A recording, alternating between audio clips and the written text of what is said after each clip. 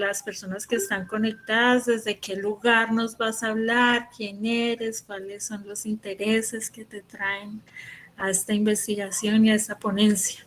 Va, perfecto. Muchas gracias. Lo primero, voy a poner el cronómetro porque sé que vamos mal de tiempo y me gustaría mucho dejar un poquito de espacio para que, pues, si alguien tiene alguna pregunta, opinión, comentario, eso puede ser muy enriquecedor. Bueno, mi nombre es Claudia Tobo y yo nací en Colombia. De hecho, viví ahí hasta los 16 años y medio. Luego me fui a España y ahí he vivido 20 años de mi vida y ahora vivo en México más o menos hace como unos 3 años y medio. Y mi formación es básicamente teatral. Yo empecé estudiando para ser actriz, después me formé como directora y dramaturga, luego también estudié pedagogía y ahora en los últimos años trabajo también un poco en el mundo del guión. Mi especialidad o mi expertise casi que no he elegido es el teatro documento. Y entonces es un poco de lo que voy a hablar hoy. Intentaré ir muy rápido hablando un poco sobre como el camino que he seguido en la investigación, un poco desde la creación, desde la dirección, desde la dramaturgia y también un poco como desde la creación de un espectáculo en sí, porque finalmente yo soy artista teatral. Luego visito el mundo de la investigación puntualmente por encuentros como este, porque siento que son un buen lugar de intercambio, pero no es el mundo académico mi mundo, aunque de vez en cuando tenga algún par de publicaciones y demás, yo vengo del mundo puramente del quehacer teatral, entonces quizá eso es un poco diferente. Me gustaría enlazar con algo que dijo uno de los compañeros en las ponencias anteriores, que tiene que ver con esto de la identidad, ¿no? De que con quién es uno y cuando uno termina la carrera no sabe muy bien a quién le va a servir lo que uno ha aprendido durante todos sus años de formación. A mí me pasó un poco que yo me formé en la RESAD en Madrid, en la Real Escuela Superior de Arte Dramático, en dirección, que es una escuela profundamente clásica, aristotélica, en la que se ven muchos años de teatro en verso y de los clásicos de Europa y de España. Y cuando terminé, empezó la crisis económica en España y me tuve que ir a trabajar a Colombia. Me empezaron a salir unos talleres dentro del marco de Colombia, el posconflicto y demás. No sé muy bien, a día de hoy no sé muy bien por qué esa puerta se abrió, pero supongo que yo tenía que aprender algo y tenía que quizá aportar algo, o quien me invitó sentía que yo podía, tenía alguna relevancia que yo estuviese ahí. Me enfrentaba a esos conocimientos clásicos y a esas realidades que eran una bofetada en mi cara que yo hacía mucho no vivía en Colombia, así que conozco de cerca el conflicto, como creo casi todos los colombianos. Y bueno, de ese encuentro surge el deseo de escribir sobre Colombia desde los que estamos fuera, que también de alguna manera fuimos víctimas, pero que como que nuestra voz parece que porque nos fuimos ya no nos duele y ya no nos importa. Y desde la creación empecé con una creación dramatúrgica, ya me había formado en dramaturgia, había hecho unos primeros textos, pero como que me enfrentaba de lleno a la posibilidad de estar en territorio, investigar y escribir. Voy a ir poniendo y quitando la presentación porque creo que va a ser lo mejor. A ver, se puede compartir directamente, ¿verdad? Sí, no hay ningún problema. A ver, vamos allá. Compartir.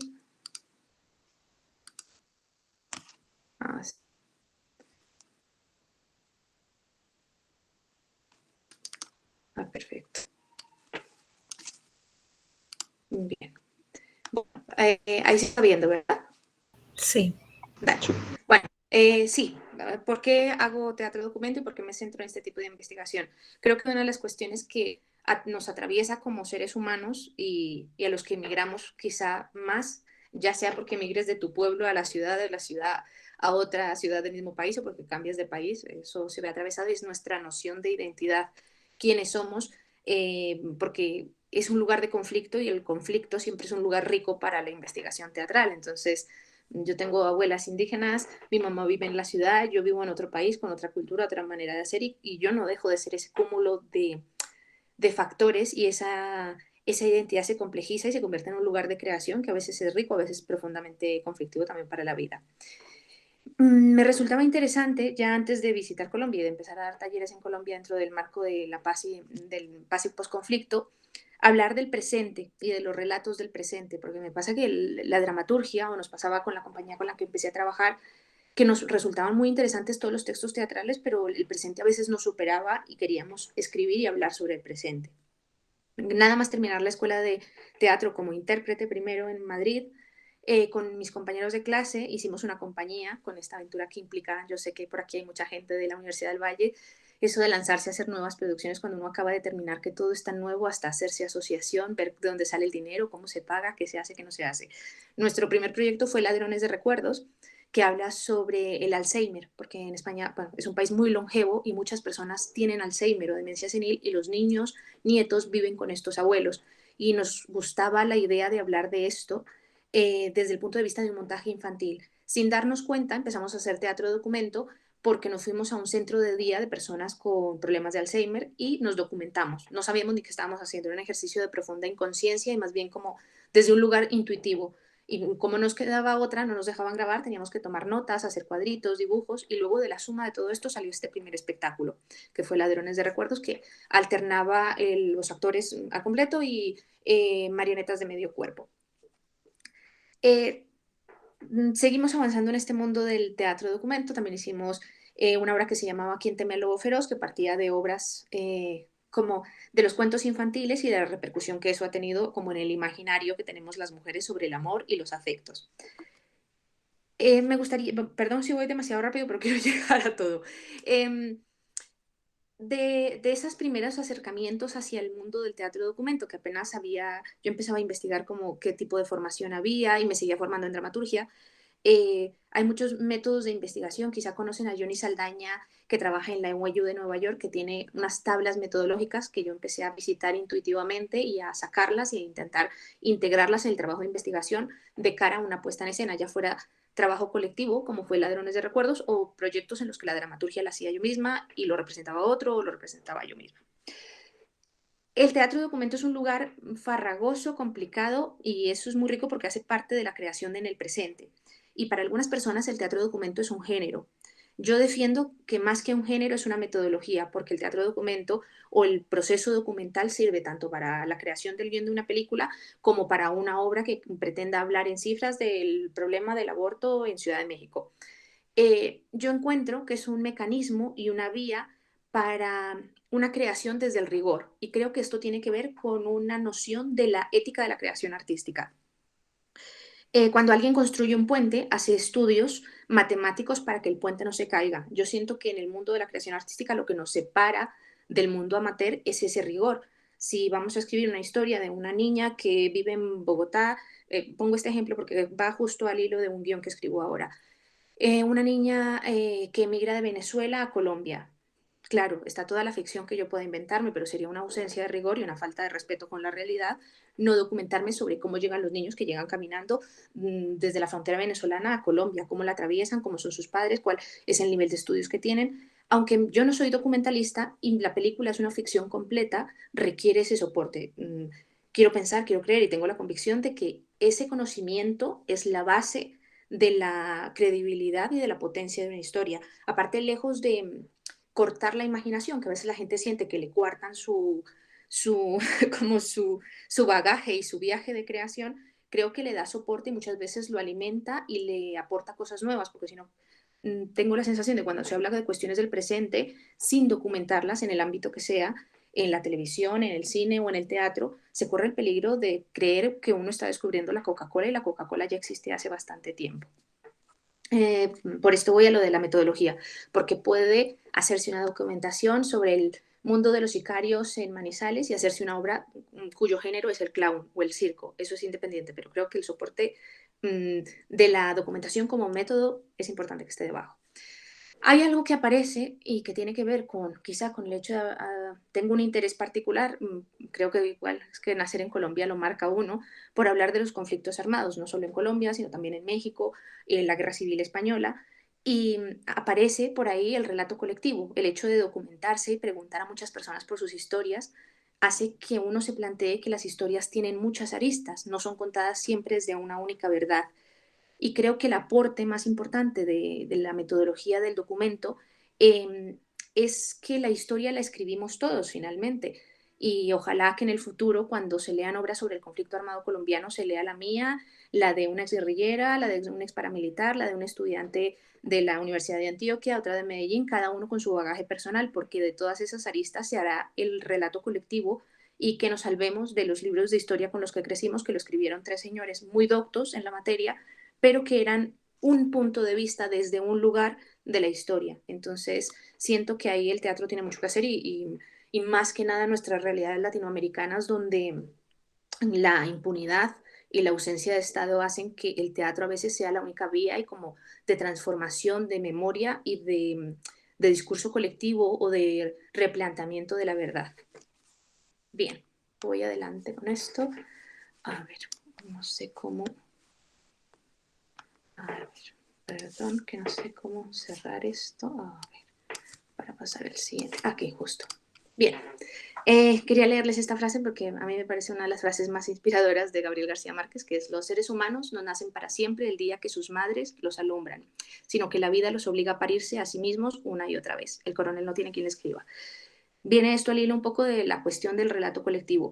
Creo que una de las cuestiones más colonizadoras que hay de Europa o de todo lo que viene del norte para los que somos del sur en la creación tiene que ver con que otro escriba nuestra historia. Y uno escribe la propia muchas veces, y en las artes ocurre lo mismo, se escribe muchas veces y desde muchos lugares. Es tan importante la historia que se escribe desde un colectivo de personas con habilidades diferentes o de desplazados como el que escribe la más profesional de las compañías para representarse en el Teatro Colón de Bogotá. Todos tienen la misma relevancia porque todos son parte de la historia desde este punto de vista. Bien, eh, las obras sobre las que he trabajado en el mundo del teatro documento, de la documentación como soporte, he intentado justo para este ejercicio que hacemos hoy clasificarlas. Bueno, no me había puesto nunca como en pensar qué relación tiene el documento con la obra en cada una de ellas. Y hay como dos bloques. Tengo una que en la que el documento, la documentación y la información pura y dura es el soporte básico de la historia. Y en este grupo entran Mariela Navas y Mariela Perdona, que son dos partes de una trilogía que habla de las mujeres colombianas víctimas del conflicto armado, mujeres campesinas. En este caso es Mariela Navas es un personaje ficticio y está inspirado en documentación. Mariela Navas, la primera parte se escribió a partir de como 2.000 horas de entrevista de un reportero colombiano a varias víctimas, bueno, a víctimas diversas del conflicto, de todos los agentes armados, de la guerrilla, de los paramilitares, de la violencia, de la delincuencia común. A partir de esos testimonios escribe Mariela Navas. Mariela Navas es una ficción y es una construcción dramatúrgica, pero buena parte del texto que dice Mariela está sacado y sustentado en estas entrevistas. Mariela Perdona es un poco diferente porque fue escrito con una beca. Mariela Navas habla justo del momento en el que los campesinos tienen que huir a la ciudad. La historia de Mariela Navas es que tiene que huir de un pueblo cercano a Medellín y se va a vivir a Bogotá en un barrio de invasión de Ciudad Bolívar y tiene un puestito de arepas, atiende a sus visitantes y les cuenta un poco cómo tuvo que salir corriendo. Mariela Perdona es la segunda parte de la trilogía y habla justo del momento posterior a la firma de los acuerdos de paz, en la que se instó a mucha población que había sido desplazada a volver al territorio. Mariela Perdona está escrito a partir de un tipo de documentación también relacionado con entrevistas de periodistas y otra propia a través de talleres en Sogamoso, Boyacá, un centro de atención y reparación de víctimas, y en Manizales. Aparte en Bogotá, algunas entrevistas más a personas desplazadas. Y de ahí se genera Mariela Perdona, que es Mariela que vuelve a su casa, está enfrente de su casa que está un poco hecha trizas y tiene que contar qué ocurre con el posconflicto, cómo funcionan los acuerdos de paz, cómo se aplican, qué ocurre con las personas víctimas y su reconocimiento de condición de víctimas y cómo el Estado aplica o no aplica, qué pasa con el entorno, qué pasa con la noción de perdón, con el encuentro con los victimarios.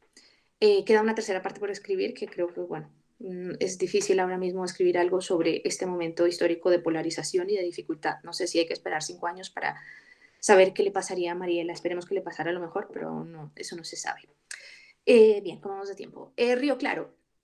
Río Claro, Colombia Caminos para la Paz, no es una creación individual, es una creación a partir de un laboratorio. Esto es un proyecto que se está haciendo en Madrid. Es un encargo en la que la mitad de los artistas son colombianos y la otra mitad son españoles. Se pretende hablar de la guerra colombiana en un contexto como el español, en el que en España viven muchos colombianos, pero se sabe muy poco de la guerra en primera persona, porque las noticias que llegan son siempre de las grandes agencias, Grupo Prisa, Reuters y demás. El objetivo de este proyecto es que se conozca en primera persona. También es un proceso documental, lo hemos hecho durante la pandemia, de investigación, en el que participa el escenógrafo, la escenógrafa, perdón, el iluminador, los actores, la directora, todos, la dramaturga, qué sé yo, a partir de la creación de todos y de un laboratorio que tiene que ver con propuestas de acercamiento escénico, propuestas de acercamiento escenográfico, a partir de lecturas de novelas y documentación variada sobre el conflicto armado colombiano, se construye una dramaturgia que ya está creada, que es Río Claro, que también está publicada, si alguien la quiere leer, está en las publicaciones de la RESAD, que más adelante pongo el enlace. Bien, también está Morelia 1937, que es una obra que habla sobre 1937, que es el momento en el que la Guerra Civil Española obliga a que muchos padres manden a sus hijos por un acuerdo a México, que el gobierno los acogía para librarlos un poco del momento crítico que se vivía en ese entonces por la Guerra Civil. Estos niños vienen a México y no vuelven porque pues Franco gana y es una dictadura de muchas décadas y ellos no pueden volver, en muchos casos porque perdieron a sus padres, en otros porque pues, no, perdieron su pasaporte, tenían un pasaporte republicano y España dejó de ser una república y se quedaron aquí para siempre. Por este proyecto vine a México y bueno, Titánicos, que habla sobre en el momento más álgido de la crisis económica en España, se dieron muchos casos, se siguen dando lamentablemente, de suicidios de personas mayores que avalaron a sus hijos para que compraran casas, y un poco como lo que pasó con el UPAC en Colombia, que subieron tanto los intereses que las personas perdían su empleo y pagaban con la casa y quedaban debiendo. Entonces los padres avalaron a los hijos perdieron la casa, la perdieron los hijos, la perdieron los padres, y los padres muchas veces ante la desesperación y la desesperanza de ellos mismos y de la generación siguiente se suicidaron, y Titánicos habla de eso. Está documentado también con los casos de suicidio que hubo en las grandes ciudades en España, que sí, abuelos se tiraron por la ventana, otros abrieron el gas y decidieron que pues, era el único camino.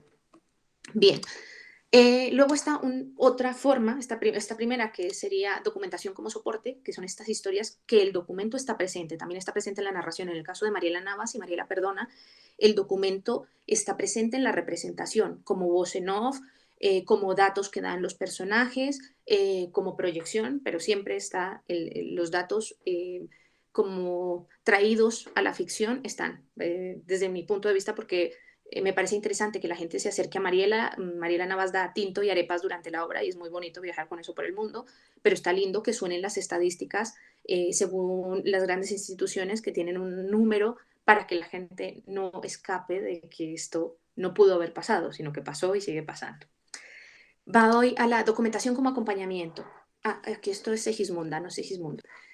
Son procesos que son de creación ficcional que están apoyados en el documento. Segismunda es una obra que surge de una investigación hecha en COGAM, que es una asociación de colectivos LGTB, trans, en LGTBQR, todas las iniciales que me faltarán, porque se escribió en el 2016 y sé que han ido aumentando, pero habla sobre el mundo trans y está documentado en los diferentes grupos trans que hay en esta asociación en Madrid, que es una de las más antiguas de Europa y que va desde los adolescentes que a día de hoy pueden transitar en plena adolescencia hasta personas que muchas latinoamericanas que llegaron a España para ejercer la prostitución hace más de 2 décadas y bueno, como un poco como lo vivieron ellos. A partir de esos testimonios escribe Segismunda, que está atravesada por la vida de sueño. Nuestra Segismunda no está encerrada como Segismundo en una torre, sino que está encerrada en su propio cuerpo y quiere huir de ahí. Quiere huir porque no se siente identificada y un poco se mezcla el mundo documental con la ficción y un poco con el mundo más poético del verso del siglo XVI y que se plantea cuestiones filosóficas como el libre albedrío. Dos mujeres y un caballo a punto de saltar es una ficción plenamente, es un poco más una obra más traída a la actualidad, es un encuentro entre una mujer, dos amigas, una mexicana y una española, que pactan encontrarse en el más allá para pegarse su última borrachera y bueno, se encuentran, una de ellas se suicidó y la otra murió de cáncer y bueno, pues se sacan sus trapitos al sol y se encuentran. Esta obra, el aspecto de investigación era importante porque yo acababa de llegar a vivir a México y hubo una investigación en torno al suicidio de las mujeres, del que no se habla mucho en Latinoamérica y sí que existe. Muchas patologías anteriores, pero el suicidio sí que es un gran tabú y también entre mujeres de menos de 35 años. Entonces sí que hubo una investigación ahí para un poco crear el discurso de este personaje que en algún momento hace la defensa de por qué se suicidó y cómo qué pasa con la sociedad y el entorno y esa especie de ocultamiento que hay en torno al mundo del suicidio. También está visitada esta obra un poco por la autoficción. En mi familia, una mujer joven en Colombia se suicidó antes de los 35, pues era un lugar que me visitaba personalmente y que quería poner en escena, pero que también tenía que ser como exteriorizado desde otro lugar. Y luego Salmo 20:20, que habla de las personas en España que durante la pandemia perdieron su casa y su trabajo, y a veces muchos de ellos con estudios se vieron abocados a vivir en la calle como indigentes y a pedir comida. Entonces está ahí también, casi todas estas están publicadas.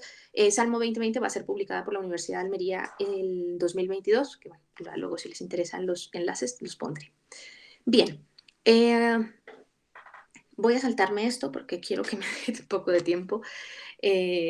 Sí, ¿de dónde sale la necesidad de hacer teatro documento? Creo que vivimos estos tiempos de coyuntura que nos atraviesan, que tienen que ver con nuestras crisis de identidad, con que nuestras relaciones cambian y tienen una relación un poco de horizontalidad.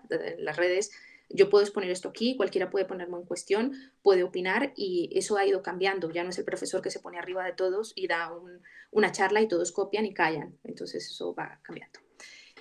Sistema relacional, sí, es un tiempo también para la fragilidad, el desconocimiento, el no saber qué va a pasar. Y yo siento que escribir sobre la realidad, sobre la actualidad, es un lugar vulnerable y la vulnerabilidad es un lugar reivindicable en un momento como el que vive la humanidad de neoliberalismo, de individualismo, hablar desde los lugares más frágiles del ser humano que de repente salen a la luz en momentos como este, en que la salud mental es un problema muy grave para todos, porque una pandemia nos ha pasado por encima y nadie se salvó de ello. Creo que visitar esos lugares en los que no somos tan potentes, triunfadores y completos, pasa por documentarse y pasa por contar cuestiones incompletas y cuestiones que a veces generan preguntas y no respuestas. Bien, bueno, esto pertenece un poco al material que yo trabajo cuando trabajo con otras personas como pedagoga para creación de espectáculos unipersonales o creación de teatro documento, que tiene que ver como con la relación que tiene lo que producimos con lo que pensamos, que es como el gran abismo de la creación artística, ¿no? Yo puedo estar echando aquí este gran discurso y luego ven mi obra y no se encuentra en nada. Y bueno, eso también está importante preguntárselo uno cuando empieza este mundo de la creación más allá de la teoría. Bien, estos son algunos ejemplos de tablas con los que yo suelo trabajar. Voy a ir súper rápido con esto, pues suele ser un taller de muchos días, pero yo suelo trabajar con estas, las he resumido en lo mínimo. Cuando es en grupo o individual, como una carta al espectador, que es un poco más romántica de qué uno desea contar, las tablas de documentación, que ahora paso a ella, algún tipo de lecturas paralelas, ya sea de nivel histórico, documental, filosófico, de ensayo, de novela.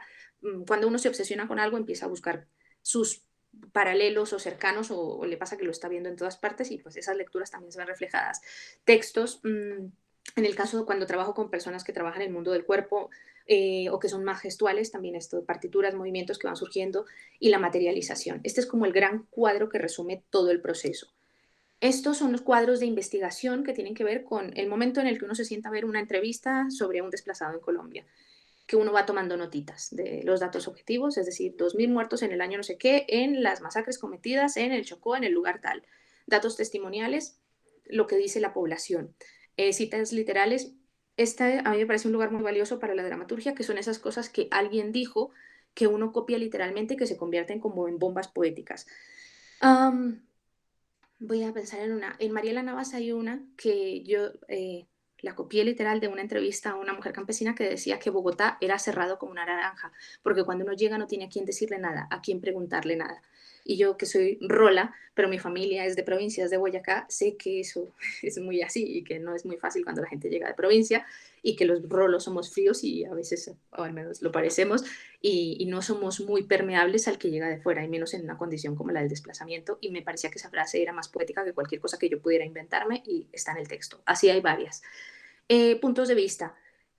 Es importante para la creación dramatúrgica, en este caso, eh, como encontrar los diferentes puntos de vista, muchos opuestos y muchos que se contradicen, pero pues que de eso va. Imágenes subjetivas. Sí, voy a poner un ejemplo que surgió de una imagen subjetiva. En Morelia en 1937 los niños españoles llegaron al puerto de Veracruz y les daban tortillas. Ellos pensaban que les iban a dar tortilla española y les dieron tortillas de harina, de maíz. Y entonces los niños no sabían que eso se comía porque en España no se comía y se los empezaron a tirar en el contenedor. Y en uno de los testimonios decía que eran como ovnis volando sobre ellos, como naves espaciales. Y entonces, bueno, eso se convirtió en una imagen dentro de la dramaturgia. Hay frases inspiradoras. algo que alguien dice que igual no está en el texto, pero que se convierte para uno como creador en el detonante de una imagen, de una coreografía o de un objeto. Pongo un ejemplo de esto en Mariela Navas. Hay un momento en que Mariela cuenta cómo se fue de su casa y saca una casita de cartón sobre unas ruedas. Esto es una creación de la escenógrafa en el proyecto, porque en una de las entrevistas que ella vio conmigo aparecía que alguien decía, es que no, es que tiene que agarrar uno su casita y llevársela a cuestas como bien pueda. Y entonces ella dijo, pues yo voy a hacerte una casita para que te la lleves a cuestas. Yo le dije, solo tenemos 1.000 euros de presupuesto. Entonces hizo una casita chiquita, que es la réplica de una casita paisa, que pues ella arrastra por el escenario. Bien, que me queda muy poco tiempo. Bueno, esto es sobre un proceso, un ejemplo de tabla y como de aproximaciones a escenas y búsquedas y sí, suceso personal. Esto es un trabajo de autoficción reciente que he hecho para el Piccolo de Milán, que también lo van a publicar, que habla sobre cómo viví yo los 90 en Colombia. Bueno, yo y como mi generación, los que pertenecíamos a la clase media bogotana y que la guerra nos llegaba muy de lejos, pero también estaba en la puerta de nuestro colegio. Y bueno, es como una visita a este trabajo que se publicará pronto, creo, dentro de unas becas de creación que ha dado el Piccolo. Documentación audiovisual. Hablaba un poco de esto, de la historia de una niña de Venezuela que pasa la frontera a Colombia con su mamá. Y bueno, yo estoy por aquí trabajando ahora mismo justo en estas tablas de ver muchos documentales, muchas entrevistas, frases literales, porque en el mundo del guión, claro, la precisión del lenguaje es muy importante y yo no soy venezolana, entonces ahí eso suele aportar mucho.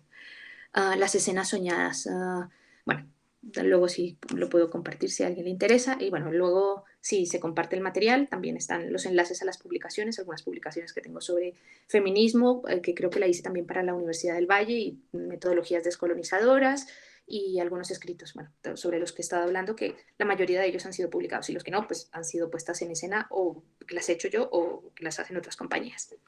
Y bien, no sé cómo dejo de compartir esto ahora. Dejar de representar. Perfecto. Bien, 26 minutos. No sé, ahora pasemos a las preguntas, cuestiones, lo que surja. Muchísimas gracias de verdad. Entonces queda abierta la ronda de preguntas para los que quedan aún, los y las que quedan aún. Entonces levantó la mano aquí. Daniel Alejandro. Yo, profe. Daniel, vale. Sí, bueno, es una pregunta un poco extensa, pero